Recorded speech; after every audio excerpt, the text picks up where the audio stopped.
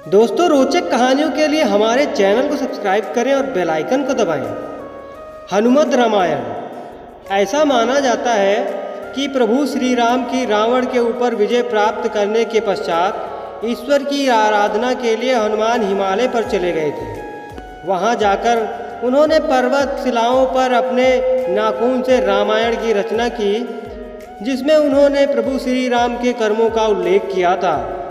कुछ समय पर उपरांत जब महर्षि वाल्मीकि हनुमान जी को अपने द्वारा रची गई रामायण दिखाने पहुँचे तो उन्होंने हनुमान जी द्वारा रचित रामायण भी देखी। उसे देखकर वाल्मीकि तो थोड़े निराश हो गए, तो उन्होंने उनसे उनकी निराशा का कारण पूछा।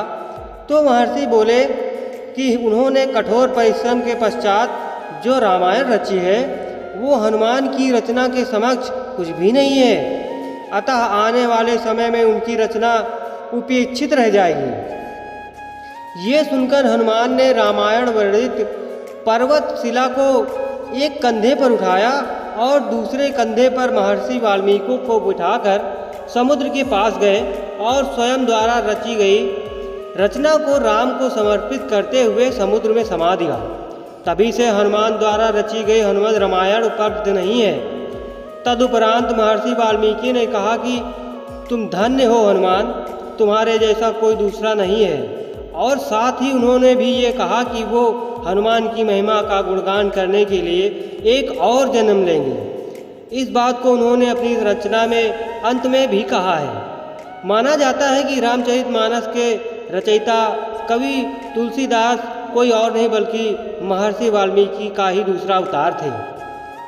महर्षि तुलसीदास के समय में ही एक पटलिका को समुद्र के किनारे पाया गया था, जिसे कि एक सार्वजनिक स्थान पर टांग दिया गया था ताकि विद्यार्थी उस गूढ़ लिपि को पढ़कर उसका अर्थ निकाल सकें। माना जाता है कि कालिदास ने उसका अर्थ निकाल लिया था और वो ये भी जान गए थे कि पटलिका कोई और नहीं है बल्कि हनुमान द्वारा उनके पूर्व जन्म में रची गई हनुमत रामायण का ही एक अंश है, जो कि पर्वतशिला से निकलकर जल के साथ प्रवाह होके यहाँ तक आ गई है।